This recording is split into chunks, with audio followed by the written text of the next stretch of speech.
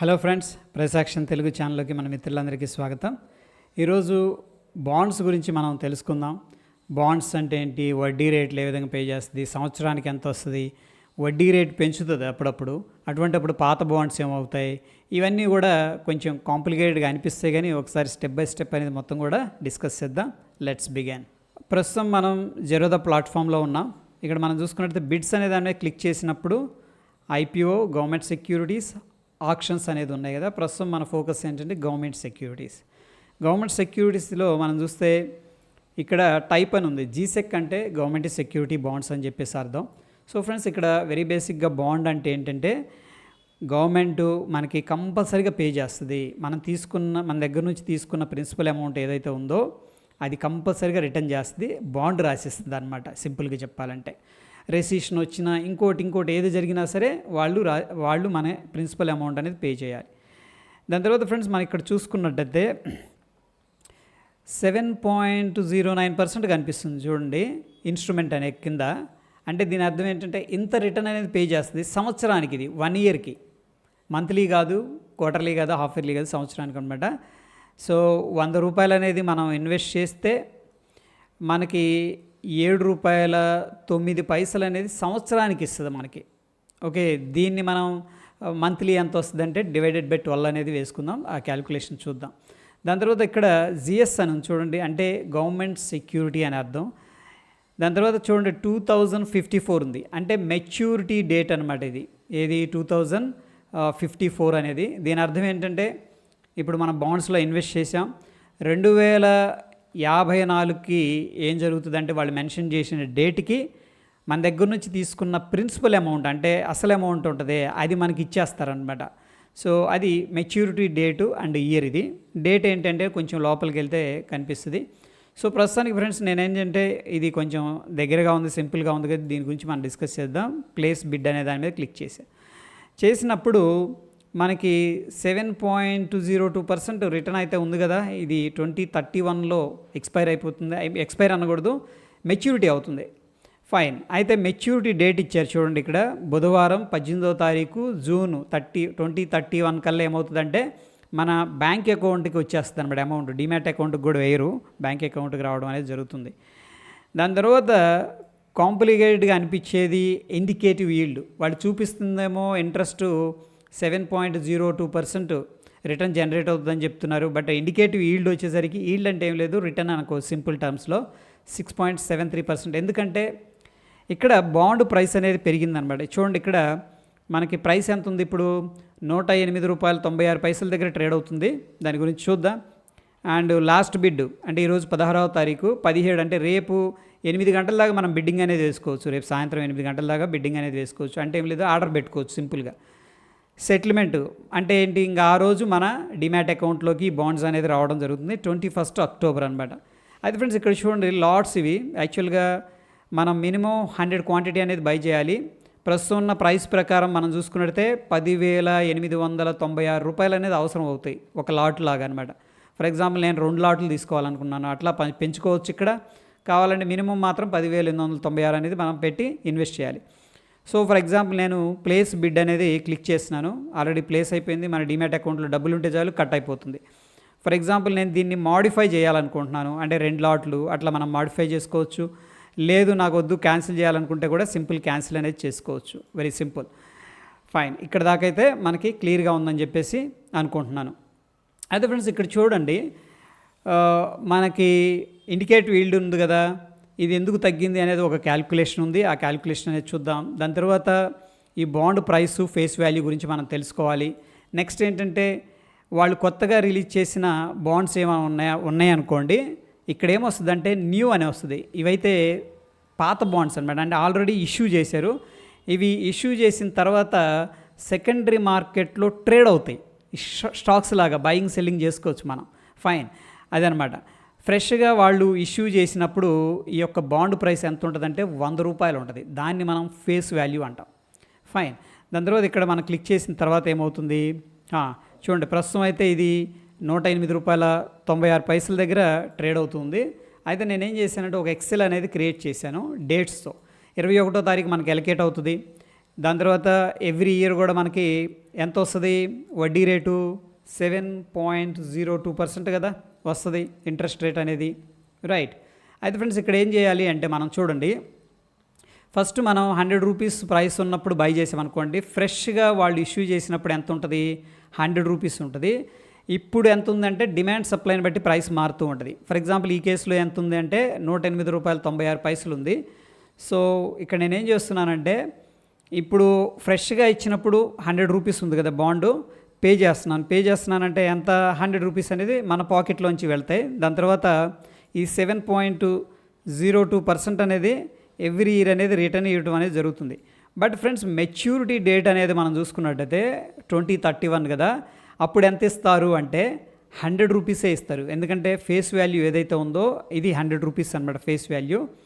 Okay, ఆ price plus మన bond యొక్క ఇంట్రెస్ట్ ఏదైతే ఉందో అది పే చేస్తారు. సో 100 రూపీస్ ప్లస్ ఈ యొక్క కూపన్ రేట్ ఎంత ఉంది అంటే ఇంట్రెస్ట్ 7.02 అనేది నేను వేస్తున్నాను. ఇది లాస్ట్గా మనకి పే చేస్తారనమాట.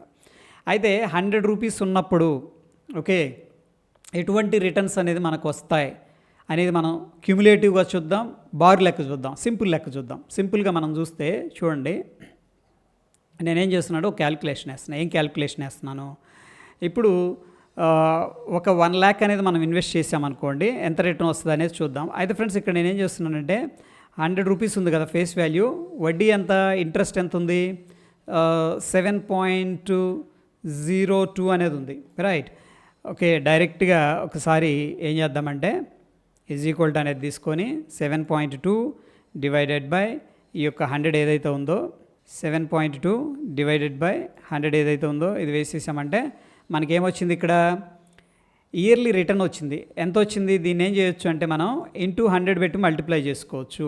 సింపుల్గా నేను ఏం చేస్తున్నానంటే 100 అనే దాంతో మల్టిప్లై చేస్తున్నా. చూడండి 7.2% రిటర్న్ అనమాట. అంటే లక్షకి ఎంత వస్తుంది అంటే 7,200 రూపాయలు రావడం అనేది జరుగుతుంది. సింపుల్ క్యాలిక్యులేషన్ డైరెక్ట్గా అనమాట. అయితే ఫ్రెండ్స్ ఇక్కడ నాకు మంత్లీ ఎంత వస్తుంది అనేది చూసామనుకోండి, సింపుల్గా ఇక్కడ ఏం లేదు, మనం ఈక్వల్ టు తీసుకుందాం. 7,200 వస్తుంది కదా మనకి, అది డివైడెడ్ బై ఈ యొక్క 12 అనేది వేసేసామంటే 600 రూపాయలు రావడం అనేది జరుగుతుంది. ఇది బారు లెక్క అనమాట. అంటే మన ₹1,00,000 ₹100 ఉన్నప్పుడు కొన్నామంటే ఫేస్ వాల్యూ మనకి 7,200 వస్తే ₹1,00,000 సంవత్సరానికి, నెలకి ఎంత వస్తాయి అంటే 600. బట్ వీళ్ళు 6 నెలలకు ఒకసారి పే చేస్తారు కాబట్టి 3,600 రూపాయలు 6 నెలలకి మన బ్యాంక్ అకౌంట్లో పడిపోతాయి. ఇదేంటంటే సేఫ్గా ఉండాలి, నాకు రిస్క్ వద్దు అనుకున్న వాళ్ళు, కొద్దిగా ఎక్కువ అమౌంట్ ఉన్న వాళ్ళు దీంట్లో ఇన్వెస్ట్ చేస్తూ ఉంటారు ఫిక్స్డ్ రిటర్న్స్ రావడానికి. ఇక ఫర్ ఎగ్జాంపుల్ ఫ్రెండ్స్ మనకి ప్రైస్ చూడండి, ఇక్కడ ఎంత ఉందంటే బాండ్ ప్రైసు ₹108.96 ఉంది. ఇప్పుడు కూడా మనం ఒకసారి క్యాల్కులేట్ చేద్దాం. సో నేను సింపుల్ క్యాల్కులేషన్ అనేది తీసుకుంటున్నాను. ఈక్వల్ టు 7.2% రిటర్న్ వస్తుంది కదా మనకి. బట్ ప్రైస్ ఎంత ఉంది, బాండ్ ప్రైసు ఇది ఉందన్నమాట ₹108.96. ఇప్పుడు ఎంటర్ అనేది పేస్ట్ చేస్తే మనకేమవుతుందంటే దీన్ని మనం ఇంటూ కూడా చేసుకోవచ్చు, ఎందుకంటే పర్సంటేజ్లో కన్వర్ట్ చేయాలి అంటే చేస్తే 6,400 అంటే 6.44% రిటర్న్ రావడం జరుగుతుంది. సింపుల్గా చెప్పాలంటే 6,440 రూపాయలు అనేది రావడం జరుగుతుంది. సో ఇది కూడా 12 మంత్స్కి. మనకి మంత్లీ కావాలి అనుకుంటే ఏం చేయొచ్చు, 6,000 ఈక్వల్ టు అనేది పెట్టేసి 6,440 క్లిక్ చేసి డివైడెడ్ బై ఇది అనేది క్లిక్ చేసామనుకోండి, 1 సెకండ్, ఈక్వల్ టు ఇది డివైడెడ్ బై ఇది వేసేసామనుకోండి 536 రూపాయలు రావడం జరుగుతుంది నెలకి అనమాట. ఓకే, ఇది ₹1,00,000 ఇన్వెస్ట్ చేసి 536 రూపాయలు అనేది రావడం జరుగుతుంది. ఇక్కడ దాకా అయితే అంతా క్లియర్గా ఉందని చెప్పేసి అనుకుంటున్నాను. అయితే ఫ్రెండ్స్ ఇక్కడ బాండ్ ప్రైస్ మనకి ఎంత ఉంది, ఈ ప్రైస్ ఉంది కాబట్టి ఇది bond price, current market price అనుకోవచ్చు సింపుల్గా. ఫ్రెండ్స్ ఇక్కడ చూడండి వాల్యుయేషన్ వచ్చేసరికి ఈల్డ్, ఈ లెక్కన మనకి 100 రూపీస్ ఉన్నప్పుడు ప్రీమియం బై చేసినప్పుడు ఏం జరుగుతుంది అంటే ఓకే ఎంత రిటర్న్ వస్తుంది అనేది ఒక సింపుల్ క్యాలిక్యులేషన్ అనేది తీసుకుంటున్నాను. ఈక్వల్ టు అనేది తీసుకొని ఇక్కడ ఒక ఫార్ములా అనేది మనం తీసుకుంటాం అనమాట, XIRR అనేది. అది వేసి ఈ యొక్క ఏదైతే ప్రైస్ ఉందో మనం దాన్ని క్లిక్ చేసిన తర్వాత కామా అండ్ ఈ డేట్స్ అన్నీ కూడా సెలెక్ట్ చేసుకుంటున్నాను. ఇప్పుడు ఏంటంటే ఇంటూ ఓకే మనం పర్సంటేజ్లో చూడాలనుకుంటున్నాం కాబట్టి ఇంటూ 100 వేస్తున్నాం. సింపుల్గా 7.31% రిటర్న్ వచ్చింది. అదేంటి ఇక్కడ మనకి 7.02% రిటర్న్ కదా ఇస్తుంది. ఈ 7.3 ఎందుకు వచ్చిందంటే ఎక్స్ఐఆర్ క్యాలిక్యులేషన్లో ఏం జరుగుతుందంటే మనకు వచ్చిన రిటర్న్స్ కూడా రీఇన్వెస్ట్ చేస్తున్నట్టు తీసుకుంటుంది అనమాట. ఓకే, అట్లా అనమాట. ఎందుకంటే ఇది మరీ స్ట్రైట్ ఫార్వర్డ్ కాదు. స్ట్రైట్ ఫార్వర్డ్ అయితే 7,200 వస్తే సంవత్సరానికి అది లెక్క క్లియర్గా ఉంది. బట్ ఇక్కడ డేట్స్ ఇవన్నీ మారినాయి కాబట్టి నెక్స్ట్ ఏంటంటే మనకు వచ్చిన అమౌంట్ని రీఇన్వెస్ట్ చేస్తున్నాం అనే ఎజంప్షన్స్తో ఈ యొక్క రిటర్న్ అనేది రావడం జరిగింది. వెరీ గుడ్, ఇది కూడా బాగుంది. బట్ ఇన్ కేస్ ఆఫ్ చూడండి 108 రూపాయలు ఇప్పుడు ఫేస్ వాల్యూ 100 రూపీస్లో లేదు, కొత్త బాండ్ కాదు, అది ఆల్రెడీ ఇష్యూ చేశారు. మనం ఇప్పుడు 108 రూపాయలు 96 పైసలు పెట్టి బాండ్ కొంటున్నాం. మరి రిటర్న్స్ తగ్గిపోతే ఎక్కువ ప్రైస్ పే చేస్తున్నాం కదా, అటువంటిప్పుడు ఎలా వస్తాయి అనేది మనం ఒకసారి చూద్దాం. ఇక్కడ మైనస్ అనేది వేసుకోవాలి. దాని తర్వాత ఈ యొక్క ఏదైతే వడ్డీ రేట్ అనేది ఉందో అదే వడ్డీ రేట్ అనేది వాళ్ళు మెయింటైన్ చేయడం అనేది జరుగుతుంది. ఫైనల్గా మనకు ఎంత ఇస్తారు అంటే సేమ్ ఇదే ఇస్తారనమాట. చూడండి ఇక్కడ ఒక పాయింట్ ఉంది.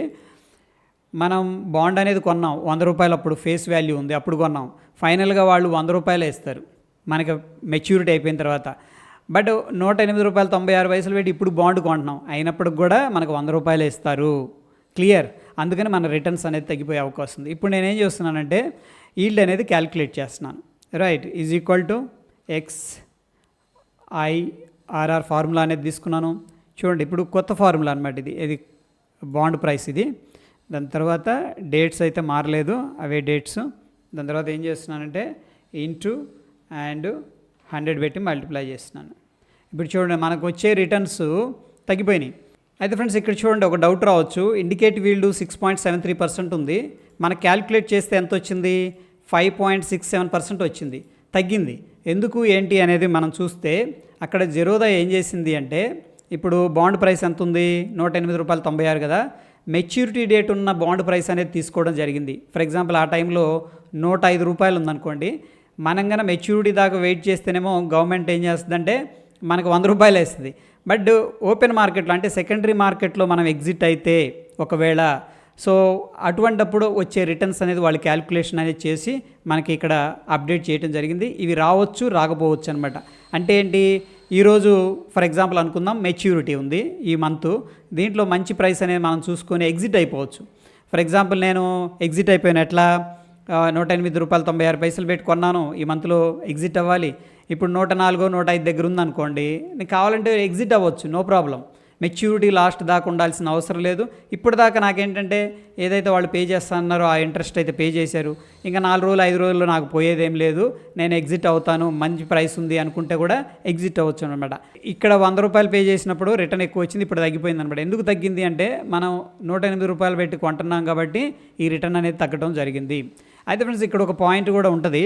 మనకి మెచ్యూరిటీ డేట్ ఉంది కదా, నేను ఇప్పుడు బాండ్స్లో ఇన్వెస్ట్ చేశాను, మెచ్యూరిటీ డేట్ దాకా హోల్డ్ చేయాలా, మధ్యలో ఎగ్జిట్ అవ్వాలంటే మన ఇష్టం అనమాట. మెచ్యూరిటీ దాకా ఉండాల్సిన అవసరం అయితే లేదు, మన ఇష్టం వచ్చినప్పుడు ఎగ్జిట్ అయిపోవచ్చు. బట్ అయితే ఫ్రెండ్స్ ఇప్పుడు చూడండి, ఫర్ ఎగ్జాంపుల్ మనం కొన్నప్పుడు ఎంత ఉంది? 108 రూపాయలు 96 పైసలు ఉంది కదా, మనం ఎగ్జిట్ అయ్యే సమయానికి ఇది 100 రూపాయలకో లేదా 102కో వచ్చింది అనుకోండి, మనకేమవుద్దంటే 102 దగ్గర ఎగ్జిట్ అయిపోతున్నట్టు అర్థం అనమాట. ఓకే, అంటే రఫ్గా 6-7 రూపాయలు లాస్ అయిపోతాం. ఓకే, లేదు మనం ఎగ్జిట్ అవుతున్నప్పుడు ఫర్ ఎగ్జాంపుల్ 115 రూపాయలు అనేది ఉందనుకోండి, అప్పుడు మనకి ఒక 7-8 రూపాయలు ప్రాఫిట్ రావడం అనేది జరుగుతుంది. క్లియర్. అయితే ఎగ్జిట్ అయిపోయాక ఇంకే ఎటువంటి ఇంట్రెస్ట్ అనేది పే చేయరు, అప్పటిదాకా ఉంచితే ఏదైతే వాళ్ళు కమిట్ అయ్యారో ఆ పేమెంట్ అనేది చేయడం జరుగుతుంది. ఇదనమాట. ఇక్కడ దాకా అయితే క్లియర్గా ఉందని చెప్పేసి మనం అనుకుంటున్నాం ఫ్రెండ్స్. అయితే ఇంకొకటి ఏంటంటే ఇక్కడ చూడండి మనకి ఇది 2 ఇంపార్టెంట్. ఫర్ ఎగ్జాంపుల్ మనం 7% ఏదైతే వడ్డీ రేట్ ఉందో ఆ కూపన్ రేట్ అనేది బై చేసాం.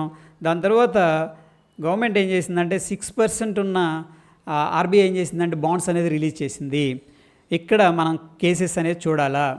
చూడండి, bond A holder, for example నేను హోల్డ్ చేస్తున్నా, 7% ఇస్తా అని చెప్పింది, సడన్గా ఒక 1 ఇయర్కో 6 మంత్స్కో వడ్డీ రేట్లు తగ్గించింది. బట్ ఫ్రెండ్స్ ఏదైతే బాండ్ ఏ ఉందో అది మాత్రం అదే వడ్డీ రేట్ అనేది మెయింటైన్ చేస్తుంది. మనం మెచ్యూరిటీ దాకా ఉంచుకుంటే అదేం చేస్తుందంటే 7% అయితే ఏదైతే అనుకుందో ఆ వడ్డీ అనేది సంవత్సరానికి మనకు పే చేస్తూ ఉంటుంది, నో ప్రాబ్లం అనమాట. దాని తర్వాత 6% వడ్డీ రేట్ అయితే ఏదైతే ఉందో వాళ్ళు ఎవరైనా, ఎందుకంటే కొత్త బాండ్ అది, దాన్ని ఎవరైనా కొనుక్కున్నారనుకోండి వాళ్ళకి 6% వడ్డీ అనేది పే చేయడం అనేది జరుగుతుంది. అయితే ఫ్రెండ్స్ ఇక్కడ ఏంటంటే బాండ్ వడ్డీ రేట్లు పెరిగినప్పుడు తగ్గినప్పుడు ఎలా బిహేవ్ చేస్తుంది అనే దానికి విషయానికి వస్తే డిమాండ్ అండ్ సప్లై అనేది ఏంటంటే బ్యాలెన్స్ చేస్తుంది. ఫర్ ఎగ్జాంపుల్ ఇక్కడ చూడండి, ఇది ఏమవుతుంది, న్యూ బాండ్ అవుతుంది అంతేనా, ఇది వచ్చేసరికి ఓల్డ్ బాండ్ అవుతుంది. ఓల్డ్ బాండ్కి డిమాండ్ వస్తుంది. ఎలా వస్తుంది, ఎందుకు వస్తుంది అంటే చూడండి 7% ఇస్తున్న బాండ్ అక్కడ ఉంది, అది వెళ్ళి సెలెక్ట్ చేసుకుంటాం, మనం 6%కి వెళ్తామా, 7%కి వెళ్తాం. వెళ్ళి ఏం చేస్తారంటే ఆల్రెడీ బై చేశారు, ఇప్పుడు నా దగ్గర ఉన్నాయి, వచ్చి ఏం చెప్తారంటే వాళ్ళు నాకు ఈ బాండ్ ఇవ్వు అని అడుగుతారనమాట. అప్పుడు మనం ఏం చేస్తామంటే ఇక్కడ ఫేస్ వాల్యూ అనేది మారిపోద్ది, ఏదైతే బాండ్ ప్రైస్ ఉందో ఆ ప్రైస్ అనేది పెరుగుతుంది అనమాట, డిమాండ్ వల్ల ప్రైస్ పెరుగుతుంది. ఫర్ ఎగ్జాంపుల్ అనుకుందాం, నేను 100 రూపీస్కి అనేది బై చేశాను, ఎగ్జాంపుల్కి చెప్తున్నాను. ఇప్పుడు తక్కువ రేటుకి ఇంట్రెస్ట్ రేటుకి బాండ్స్ రిలీజ్ చేసింది కాబట్టి అందరూ ఏం చేస్తారంటే ఈ 7% వస్తుంది కదా, ఈ బాండ్ కొనుక్కుంటే మనకు 7% ఇస్తుంది అని చాలామంది ఇటు రావడం అనేది జరుగుతుంది. వాళ్ళు వచ్చి ఈ యొక్క బాండ్స్ని బై చేయడం స్టార్ట్ చేశారనుకోండి, ఈ ప్రీమియమ్స్ అనేది పెరుగుతాయి 101, 102, 103 బేస్డ్ ఆన్ ద డిమాండ్ అనమాట. అయితే ఫ్రెండ్స్ ఇక్కడ చూడండి, ఈ వడ్డీ రేటు కోసం వస్తారు కదా, బట్ హయ్యర్ ప్రైసెస్లో కొనటం వల్ల పెద్ద లాభం ఉండదు, బ్యాలెన్స్ అయిపోతుంది. ఇక్కడేమో ఇంట్రెస్ట్ రేట్ తక్కువ ఉంది, బట్ ఫేస్ వాల్యూ 100 రూపీస్ ఉంది, ఓకే ఫైన్ సింపుల్గా. బట్ ఇక్కడ వడ్డీ రేట్ ఎక్కువ ఉంది, కానీ డిమాండ్ వల్ల ఏమవుతాయి అంటే బాండ్ ప్రైస్ అనేది పెరుగుతాయి అన్నమాట. ఓకే, అందుకని ఇప్పుడు 100 రూపాయలు దాన్ని నేను ఫర్ ఎగ్జాంపుల్ 110 దగ్గర కొన్నాం అనుకోండి, మనం ఆ వారం ఏమవుతుందంటే వచ్చే రిటర్న్ ఇక్కడ కవర్ అయిపోయి ఆల్మోస్ట్ అదే వడ్డీ రేట్ అనేది ఉంటుంది, ఆల్మోస్ట్ అనమాట. అంటే కొత్తగా బాండ్స్ రిలీజ్ చేసినప్పుడు గవర్నమెంట్ ఆఫ్ ఇండియా తగ్గించినప్పటికి పెరిగినప్పటికీ డిమాండ్ సప్లై వల్ల ఏమవుతుందంటే ఆల్మోస్ట్ బ్యాలెన్స్ అయిపోతుంది. ఆ యొక్క పాయింట్ అనేది మీకు చెప్తున్నాను. దాని తర్వాత ఒకసారి ఫర్ ఎగ్జాంపుల్ చూడండి 9% అంది, ఓకే ఇప్పుడు చూడండి 9% అన్నప్పుడు ఏమవుద్ది, ఇవి చీప్గా అయిపోతాయి. అరే 7% ఇస్తుంది ఆ బాండ్, 9% ఇస్తుంది అని చెప్పేసి అందరూ ఈ బాండ్కి రావడం జరుగుతుంది, వెరీ గుడ్. బట్ ఈ బాండ్స్ ఏం జరుగుతాయి అంటే సెల్లింగ్కి గురి అయిపోతాయి అనమాట, సెల్లింగ్ అనేది జరుగుతాయి. ఇవి సెల్లింగ్ జరగడం వల్ల ఫర్ ఎగ్జాంపుల్ పాతగా ఉన్న వాళ్ళకి ఏం ప్రాబ్లం లేదు, 7% అయితే గ్యారంటీకి ఇవ్వాల్సిందే, నో ప్రాబ్లం. బట్ ఇప్పుడు వెళ్ళి మనం వీటిల్లో ఏం చేయొచ్చు అనేది చూస్తే ఇక్కడ సెల్లింగ్ వల్ల ఏమవుతుందంటే ఫర్ ఎగ్జాంపుల్ అనుకుందాం 100 రూపీస్ దగ్గర ఉండాల్సిన బాండు బికాజ్ ఆఫ్ సప్లై, దీనికి డిమాండ్ ఉంది, దీనికి సప్లై ఉంది, బాండ్ ఏకి సప్లై వచ్చింది, దీనికి డిమాండ్ వచ్చింది. ఇప్పుడు వీళ్ళు అమ్మటం వల్ల ప్రాబ్లీ 95, 90కి అనేది వెళ్ళిపోతుంది. అయితే ఫ్రెండ్స్ ఓవరాల్గా క్యాలిక్యులేట్ చేసుకుంటే, ఎందుకంటే ఇదేమో తక్కువ ప్రైస్ పెడుతున్నారు, ఇక్కడ కొనుక్కున్నాం అనుకోండి, మనం అనుకోండి ఎగ్జాంపుల్గా మనకి ఇదే రిటర్న్ రావడం జరుగుతుంది. ఎందుకు అంటే ఇన్స్టెడ్ 100 రూపీస్ పే చేసేదానికంటే కూడా ఇక్కడ తక్కువ ప్రీమియం అనేది పే చేస్తారు కాబట్టి ఆ వార రిటర్న్ అనేది పెరిగే అవకాశం ఉంటుంది. మనం ఈ కేసులో చూసుకున్నాం కదా, 100 రూపీస్ పే చేసిన కూపన్ ఇది 107 వచ్చింది ఇక్కడ, ఓకే సారీ 7.3 వచ్చింది. బట్ ఈ యొక్క డిమాండ్ ప్రీమియం పెరగడం వల్ల ఏమైందంటే ఇక్కడ తగ్గిపోయిందనమాట. ఓకే, ఇక్కడ బాండ్ ఏలో ఏం జరిగింది, సప్లై అనేది క్రియేట్ అయింది, 100 రూపాయలు ఉండాల్సింది 90కి వెళ్ళిపోయింది. మనం 100 రూపాయలు పే చేసిన పని లేదు, ఇప్పుడు సెకండరీ మార్కెట్లోకి వెళ్ళి దీన్ని 90 కొనుక్కోవచ్చు. బట్ స్టిల్ ఏంటంటే ఏదైతే బాండ్ ఈల్డ్ ఉందో అదే వచ్చే అవకాశం ఉంది. క్లియరా? సో ఇది కొంచెం డైనమిక్స్ అర్థం చేసుకోవడానికి నేను డైరెక్ట్గా చెప్పాను, కొంచెం వేరియేషన్స్ ఉండొచ్చు, కానీ ఇదనమాట. వడ్డీ రేట్లు పెంచినప్పుడు పాతగా ఉన్న బాండ్లకి ఎటువంటి ప్రాబ్లం ఉండదు, కొత్తగా వచ్చిన బాండ్ల వల్ల ఏంటంటే పాత బాండ్లకి డిమాండ్ క్రియేట్ అవ్వచ్చు, లేదంటే సప్లై కూడా క్రియేట్ అవ్వచ్చు. సప్లై క్రియేట్ అయిందంటే బాండ్ ప్రైసెస్ అనేది కిందకి వెళ్ళిపోతూ ఉంటాయి, తక్కువ ప్రైస్లో కొనటం వల్ల ఈల్డ్ అనేది పెరిగే అవకాశం ఉంది, అక్కడ దాన్ని బ్యాలెన్స్ చేస్తుంది అనమాట. ఓకే, ఒకవేళ డిమాండ్ అనేది క్రియేట్ అయిందనుకోండి, ఆల్రెడీ ప్రైస్ అనేది పెరిగి ఉంటాయి, హైయర్ ప్రైసెస్ అనేది పే చేయడం వల్ల ఆ ఈల్డ్ అనేది మళ్ళీ ఏంటంటే తగ్గిపోయి బ్యాలెన్స్ అయ్యే అవకాశం ఉంది. ఈ విధంగా బాండ్స్లో బ్యాలెన్స్ అనేది జరుగుతూ ఉంటుంది. సో ఇది కంప్లీట్గా బాండ్స్కి సంబంధించిన రిటర్న్స్ కానీ అండ్ ఈల్డ్ క్యాలిక్యులేషన్ చేసే పద్ధతి కానీ, ఇంట్రెస్ట్ రేట్ పెంచినప్పుడు తగ్గినప్పుడు ఏ విధంగా ఈ యొక్క వేరియేషన్స్ జరుగుతూ ఉంటాయి అనేది. ఒకవేళ ఈ వీడియో ఇన్ఫర్మేటివ్గా అనిపించింది అనుకుంటే తప్పకుండా లైక్ చేసి షేర్ చేయండి. మరి ఒక ఇంట్రెస్టింగ్ ఎపిసోడ్తో మళ్ళీ కలుసుకుందాం. Stay tune. ధన్యవాదాలు.